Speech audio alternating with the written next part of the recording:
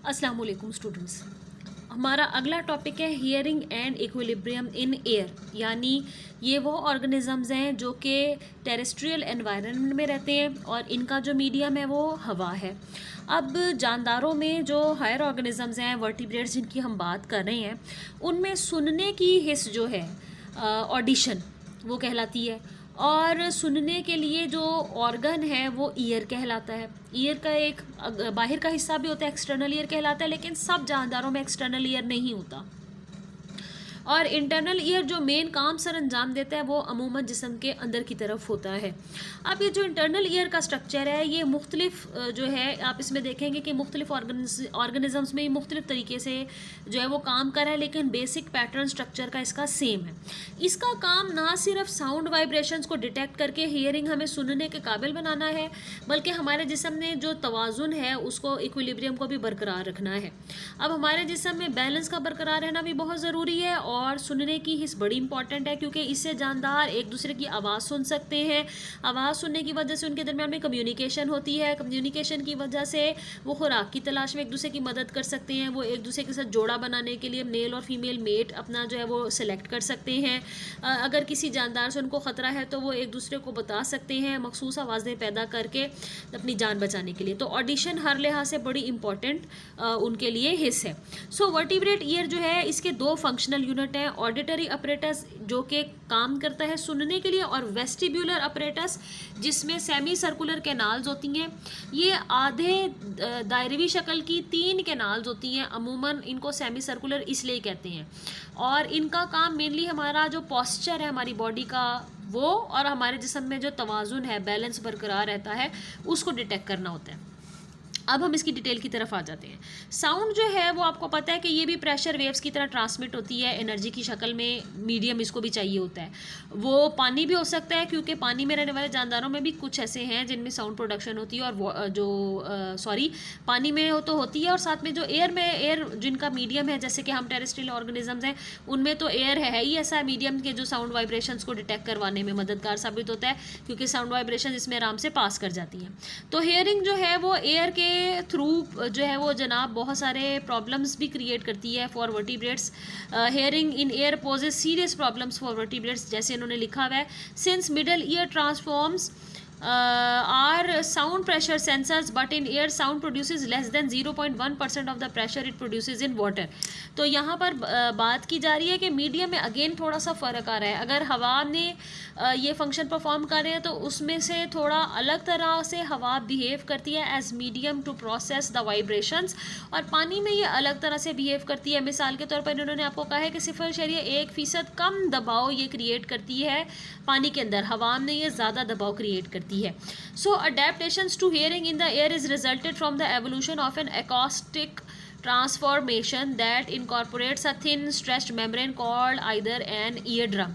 Eardrum एक छोटा सा स्ट्रक्चर था जिसे कान का पर्दा कहते हैं, और ये एक अडेप्टेशन वर्टिब्रेट्स में बनी। वर्टिब्रेट्स में कान का पर्दा तख्लीक हुआ एवोल्यूशन के अमल के दौरान, जिसकी वजह से सुनने की जो ये हिस्सा है इसमें भी चेंजेस आए और ये बेहतर होती चली गई। ये पतला सा है पर्दा, और स्ट्रेच ये बिल्कुल जो है वो खिंचा हुआ सा होता है, और ये तमाम साउंड वाइब्रेशंस को गैदर करके जो अंदरूनी कान का हमारे हिस्से होते हैं उन तक पहुंचाने की कोशिश करता है। इसके अलावा ईयर ड्रम को टिम्पैनिक मेम्ब्रेन भी कहते हैं, या इसे टिम्पैनम भी कहते हैं, और अमूमन कुछ जानदार जिनमें एक्सटर्नल ईयर नहीं होता ये आपको उनके जिस्म में बाहर की तरफ भी दिखेगा, नज़र आएगा। मिसाल के तौर पर सबसे पहले अगर हम बात करें तो टिम्पैनम एम्फीबियंस में इवॉल्व हुई थी। ये एक इंपॉर्टेंट MCQ है जो कि आपको पेपर में पूछा जा सकता है। तो ए न्यूरॉन्स फ्रॉग वगैरह में आप देखते हैं कि उनमें एक्सटर्नल ईयर नहीं होता, बल्कि टिम्पैनम में गोल दायरवी स्ट्रक्चर होता है जो कि इनको आंखों के पीछे की तरफ सर पे पाया जाता है। इनके जिस्म में मिडल ईयर और इंटरनल ईयर होता है, और उनमें भी वही काम करेगा। हाँ, एक्सटर्नल ईयर बाकी के हायर ऑर्गेनिजम्स में है, जैसे हम इंसानों में है, चिंपैंजीज वगैरह में है, आप आगे देखोगे, लेकिन ज़्यादातर जो वर्टिब्रेट्स हैं उनमें आपको प्रॉपर कान कम नज़र आएगा। मिडल ईयर और इंटरनल ईयर जो पोर्शन है वो ज़्यादा नज़र आएगा। तो टिम्पैनम क्या है? ये एक मॉडिफाइड इंटेग्यूमेंट है। इंटेग्यूमेंट कहते हैं थिक प्रोटेक्टिव कवरिंग लाइक जो मेम्ब्रेन होती है उसको, ये स्ट्रेच हुई हुई है और ये कार्टिलेज के बने हुए एक रिंग के ऊपर पाई जाती है। कार्टिलेज आपको पता है नर्वस सिस्टम, सॉरी, कार्टिलेज जो है ये सख्त सा एक टिश्यू है जो बोन के मुकाबले में थोड़ा सा सॉफ्टर होता है। इसको बेंड किया जा सकता है लेकिन बोन को बेंड नहीं किया जा सकता। तो ये एक मखसूस कॉन्ड्रोसाइट्स की बना हुआ ये एक स्ट्रक्चर होता है कार्टिलेज। अच्छा जी, जब साउंड वाइब्रेशन जिसके ऊपर पड़ती है तो ये वाइब्रेट, इर्ताशी इस पे लहरें जब बढ़ती हैं तो ये इर्ताश करने लग जाता है और ये उस साउंड जो वाइब्रेशन जिसके ऊपर पड़ी है उनको मिडल ईयर में टिम्पैनिम के ठीक पीछे एक चैम्बर बना होता है वहाँ पर भेजने की कोशिश करता है। Touching the tympanum is an ossicle a small bone like structure which is called as columella। जो छोटे ऑर्गेनिजम्स हैं उनमें एक छोटा सा ऑसिकल बोन लाइक स्ट्रक्चर पाया जाएगा जो टिम्पैनम से आने वाली सारी इर्ताशी लहरों को वसूल करेगा और इसे कॉल्यूमेला कहते हैं। कॉल्यूमेला को स्टेपिस का नाम भी दिया जाता है। फिर ये एक छोटे से गोल दायरवी शक्ल के हिस्से को टच करता है जिसे ओवल विंडो कहते हैं। ये भी स्ट्रेच इसलिए है क्योंकि इसमें झोल नहीं है ताकि सारी जो साउंड वाइब्रेशंस जो इसके अंदर से गुजर रही हैं उनको आगे जाके प्रोसेस किया जाए और उनको मैक्सिमम रिसीव किया जाए। अब अगर हम बात करें तो आपको पता है कि जो साउंड है हमने फिजिक्स में पढ़ा हुआ है कि साउंड वाइब्रेशंस की वजह से जो है वो ट्रैवल होता है। तो वाइब्रेशंस को डिटेक्ट करने के लिए, उनको मेजर करने के लिए हर्ट्ज नाम की एक फ्रीक्वेंसी जो है, हर्ट्ज नाम की एक इकाई जो है वो इस्तेमाल की जाती है। तो हाई फ्रीक्वेंसी यानी ज़्यादा तेज़ फ्रीक्वेंसी की जो साउंड्स हैं वो अमूमन अगर उनको हम इस इकाई के थ्रू मापें तो वो 1000 से 5000 हर्ट्ज के करीब करीब बनती हैं।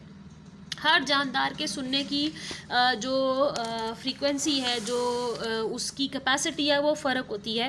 मिसाल के तौर पर जब दो लोग आपस में मिन मिन करके बात कर रहे होते हैं, बहुत हल्की आवाज़ में बात कर रहे होते हैं, तो वो इतनी लो फ्रीक्वेंसी में बात कर रहे होते हैं कि आपको वो सुनाई नहीं देता। इसी तरह जब कहीं बहुत बड़ा कोई ऐसा गैर मामूली वाक़या होता है कि जिसके नतीजे में बहुत ज़्यादा आवाज़ पैदा हो, जैसे कोई बहुत भारी चीज़ गिर गई है, कोई बिल्डिंग गिर गई है, इस तरह की कोई आपको आवाज़ अगर आती है तो वो बहुत बड़ा उसमें फ्रीक्वेंसी का जो है वो फ़र्क होता है और इतनी ज़्यादा बड़ी जो साउंड होती है वो आपके कान के पर्दे को डैमेज भी कर सकती है क्योंकि हमारी हर चीज़ जो है एक नैरो रेंज में अल्लाह ताला ने बना रखी है। तो मुख्तलिफ जानदारों की जो फ्रीक्वेंसीज़ होती हैं वो मुख्तलिफ होती हैं। लो फ्रीक्वेंसी साउंड्स जो है वो 100 से 1000 हर्ट्ज़ के दरमियान भी होती हैं। मुख्तलिफ जानदारों में ये फ्रीक्वेंसी जो है ये कम भी हो सकती है, ज़्यादा भी हो सकती है, डिपेंडिंग अपॉन के उनका साइज़ कैसा है, उनका ईयर का स्ट्रक्चर कैसा है। अगर हम सैलेमेंडर की बात करें तो ये दूसरे तरह का एम्फीबियन है, टेल वाला होता है। इसमें टिम्पैनम नहीं होती, इसमें मिडल ईयर नहीं होता, सिर्फ इंटरनल ईयर पाया जाता है। ये पॉन्ड्स, तालाबों, नदियों में, गारों में रहता है जहाँ पर साउंड की बहुत ज़्यादा अहमियत है नहीं। तो जानदार जो कि ऐसे मीडियम में रहें, ऐसी जगह पर रहें जहाँ साउंड से उनको बहुत ज़्यादा मालूमात हासिल होती है, अल्लाह ताला ने उनमें भी ऐसा ऑर्गन बना रखा है ईयर की शक्ल में जो उनको आवाज़ से हासिल होने वाली मालूमात से जो समझ आती है वो ज़्यादा बेहतर तरीके से उनको दे सकता है।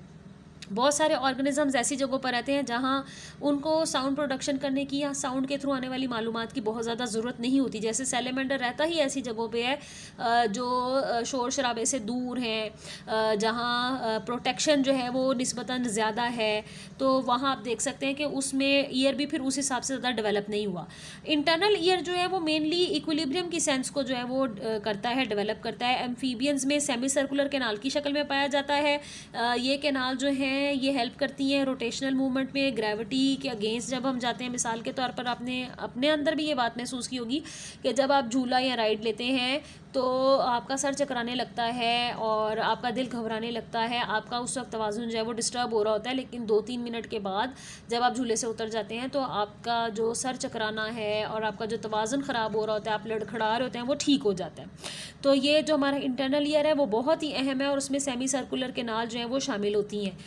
रेप्टिलियंस का स्ट्रक्चर भी लगभग वैसा ही है, थोड़ा सा फ़र्क है। मिसाल के तौर पर इन जो स्नेक हैं, कहा यह जाता है कि इनका जो मिडल ईयर कैविटी या टिम्पैनम है इनमें वो नहीं होता। एक बोन होती है जॉ के साथ, वो आर्टिकुलेट यानी फिक्सिंग करती है, स्टेपिस के साथ फिक्सिंग करती है और ये वाइब्रेशंस को रिसीव करती है जो भी सबस्ट्रेट के थ्रू उसको मिलती हैं। क्योंकि स्नेक जो है वो आपको पता है कि उसकी पूरी की पूरी बॉडी ही सबस्ट्रेट यानी ज़मीन के साथ लगी होती है। तो बहुत सारी जो इर्ताशी लहरें जो कि ज़मीन पे जैसे मैं इस वक्त बुक पे कर रही हूँ, धमक की वजह से पैदा होती हैं, वो उसको डिटेक्ट कर पाता है। हियरिंग बहुत ज़्यादा वेल डेवलप्ड है बर्ड्स में, क्योंकि बर्ड्स इतनी तरह की साउंड्स जो है वो प्रोड्यूस करते हैं। हर जो परिंदा है उसके मखसूस बोलने का स्टाइल है, और आपको पता है कि उनमें वॉइस बॉक्स है स्पेशल जो कि सायरिंग्स है, तो ये मखसूस बोलियाँ बोलते हैं, और उसी वजह से इनके जो ईयर्स हैं वो भी डेवलप्ड हैं। लेकिन इनमें भी एक्सटर्नल ईयर के तौर पर आपको कुछ नज़र नहीं आएगा, बल्कि छोटी सी ओपनिंग होगी, उसके बाहर आपको फैदर्स नज़र आएंगे, तो ईयर की ओपनिंग छुपी पड़ी होती है। बर्ड में ऐसा लगता है कि कान है ही नहीं, लेकिन मिडल ईयर भी होता है, इंटरनल ईयर भी होता है, लेकिन एक्सटर्नल ईयर आपको नज़र नहीं आता। अब अगर हम यहाँ पर दो डायग्राम्स दिखाई गई हैं, उनका कंपैरिजन करें, तो ये जो हमने ए न्यूरॉन्स का पैटर्न देखा था कि ये टिम्पैनम है, कान का पर्दा है, ये साउंड वाइब्रेशन जिससे टकरा रही हैं, कॉल्यूमेला इसके पास मौजूद है, ये इसको प्रोसेस कर रहा है साउंड वाइब्रेशंस को। मिडल ईयर के अंदर आप देख सकते हैं कि सारा जब प्रोसेस हो गया, ये इतना हिस्सा मिडल ईयर कहलाता है, तो फिर ये इंटरनल ईयर की तरफ इसको भेजता है। यहाँ पर आधे सर्कल के जैसी 3 छोटी छोटी कैनाल होती हैं, जिन्हें सेमी सर्कुलर कैनाल कहते हैं। सेमी का मतलब आधी, सर्कुलर मतलब गोल दायरवी। और उसके बाद आप देख सकते हैं कि ये छोटा सा पोर्शन है जिसे ओपरक्यूलम कहते हैं, ये इंटरनल ईयर और मिडल ईयर के दरमियान में ताल्लुक पैदा करता है। फिर यहाँ पर राउंड विंडो गोल खिड़की मौजूद है जो कि साउंड को प्रोसेस करेगी, और एक ऑडिटरी नर्व होती है जो कि कान के साथ लिंक करती है दिमाग को, ताकि तमाम जो हम साउंड सुन रहे हैं उसको दिमाग तक उसकी मालूमात पहुँचाई जाए। अब यहाँ पर आप इंसानी कान का स्ट्रक्चर देख रहे हैं, ये आप देख सकते हैं कि बाहर की तरफ हमारा एक्सटर्नल ईयर मौजूद है, इसे पिन्ना कहते हैं। ये कान की लोब है, इसे कान की लो बोलते हैं उर्दू में। ये छोटी सी कैनाल है जहाँ हम बहुत ज़्यादा कॉटन बर्ड्स को भी घुमाते फिराते हैं, मैल आने आता है जो कान की इस कैनाल में, उसको हम रिमूव करने की कोशिश करते हैं। ये जो हिस्सा है इसको एक्सटर्नल ऑडिटरी मेट्रस कहते हैं, या कैनाल भी कह सकते हैं। यहाँ आप देख सकते हैं कान का पर्दा है, छोटा सा स्ट्रेच्ड पर्दा है, इसमें कहीं पर भी आपको झोल नज़र नहीं आ रहा, ये इरेक्ट है, ये सारी साउंड वाइब्रेशंस को प्रोसेस करता है। अंदर आप देख सकते हैं 3 सेमी सर्कुलर कैनाल यहाँ पर आपको नज़र आ रही हैं। कुछ क्योंकि कान हमारे बिल्कुल फेस के साथ पाया जाता है, तो आपको फेशियल नर्व्स भी नज़र आ रही है। ये वो नर्व्स होती हैं जो कि चेहरे के पास पाई जाती हैं। अच्छा, यहाँ से निकलने वाली एक खास नर्व जो है वो वेस्टिब्यूलर नर्व कहलाती है। एक नर्व कॉक्लियर नर्व भी कहलाती है, ये कॉक्लिया से लिंक करती है। ये जो घूंगे की शक्ल वाला हिस्सा है ये कॉक्लिया है, इसका काम हमारे जिस्म में बैलेंस जो है वो बरकरार रखना होता है। इसके पास छोटा सा हिस्सा है यहाँ जिसे आप राउंड विंडो कहते हैं, या आपने पीछे एम्फीबियन जो है स्ट्रक्चर कान का उसमें भी देखा था। उसके बाद एक छोटी सी कैविटी है कान के पर्दे के बाद, उसको टिम्पैनिक कैविटी कहते हैं, और यहाँ पर ऑडिटरी नर्व होती है जो कि इस सारी मालूमात को दिमाग तक पहुँचाने में मददगार साबित होती है। तो जनाब हम देख सकते हैं कि हेयरिंग में साउंड वेव जो है वो आउटर ईयर जो है उसको गैदर करता है। ये प्रेशर वेव्स की तरह इकट्ठी होती हैं, प्रेशर क्रिएट करती हैं, टिम्पैनिक मेम्ब्रेन तक पहुंचती हैं, उससे टकराती हैं। इन वाइब्रेशंस को टिम्पैनिक मेम्ब्रेन जो है वो एयर मॉलिक्यूल्स के थ्रू अंडर प्रेशर रिसीव करती है। ये वाइब्रेशन जो है मेलियस के थ्रू जो मेम्ब्रेन है उसके आगे की तरफ जाती हैं। अगर हम यहाँ देखें तो इन्होंने 3 इंपॉर्टेंट हिस्से यहाँ पर नहीं बताए। ये 3 ईयर ऑसिकल्स कहलाते हैं। आप यहाँ देख सकते हैं कि 1 2 3 बहुत साथ साथ इन्होंने बनाकर दिखाए हुए हैं। ये तो इनका नाम होता है इनकस मेलियस स्टेपिस। अगर आप इसे गूगल कर लेंगे तो आपको ये तीनों अलग से दिखाएंगे। ये हमारे कान की छोटी तरीन हड्डियाँ हैं, जो छोटी तरीन माइक्रोस्कोपिक लेवल की हड्डियों जैसा स्ट्रक्चर होता है उनको ऑसिकल्स बोलते हैं, और ये कान के पर्दे के साथ लिंक करती है। कान के पर्दे से तमाम जो इन्फॉर्मेशन साउंड वेव्स के थ्रू आ रही होती है वो इसको रिसीव करके अंदरूनी कान के हिस्से तक कॉक्लिया सेमी सर्कुलर कैनाल्स तक पहुंचाने में मददगार साबित होती है। अब यहाँ पर हम लास्ट पॉइंट्स देख लेते हैं कि हैंडल जो मेलियस का है वो आर्टिकुलेट करता है इनकस के साथ और इसको वाइब्रेट करता है। वाइब्रेशन जो है इनकस में होती है तो ये स्टेप इसको आगे से बैक एंड फोर्थ यानी आगे पीछे की तरफ ओवल विंडो के साथ ये इसमें इर्ताश पैदा करता है। ओवल विंडो इस सारे प्रेशर चेंज को डिटेक्ट करती है और इनर ईयर के अंदर एक मखसूस फ्लूइड होता है उसमें चेंजेस लाती है। तो ये जो वाइब्रेशंस हैं ये ट्रांसमिट हो जाती हैं बेसिलर मेम्ब्रेन के ज़रिए, कॉजिंग इट टू रिपल, जहाँ पर चेंजेस पैदा होते हैं। रिसेप्टर हेयर सेल्स हमारे कान के अंदरूनी हिस्से में पाए जाते हैं जिन्हें ऑर्गन ऑफ कॉर्टाई कहते हैं, और ये टेक्टोरियल मेम्ब्रेन के साथ बेंड हुए हुए पड़े होते हैं। इनमें जो पोटेंशियल है वो चेंज आता है, इसे ग्रेडेड पोटेंशियल कहते हैं, which leads to an action potential. आम हालत में ग्रेडेड पोटेंशियल की शक्ल में ये पाया जाता है और ये चेंज हो जाता है वाइब्रेशन रिसीव होने के बाद एक्शन पोटेंशियल में, जिसके बाद वेस्टिब्यूलो कॉक्लियर नर्व जो है वो ब्रेन तक इस मालूमात को इंटरप्रिटेशन के लिए यानी कि देखने के लिए, सूझने बूझने के लिए जो है वो पहुंचाती है। और जो वाइब्रेशंस हैं वो कॉक्लियर फ्लूइड तक डिसिपेट हो जाती है, फैल जाती हैं और यहाँ राउंड विंडो तक इसकी मूवमेंट को पैदा करवाती हैं।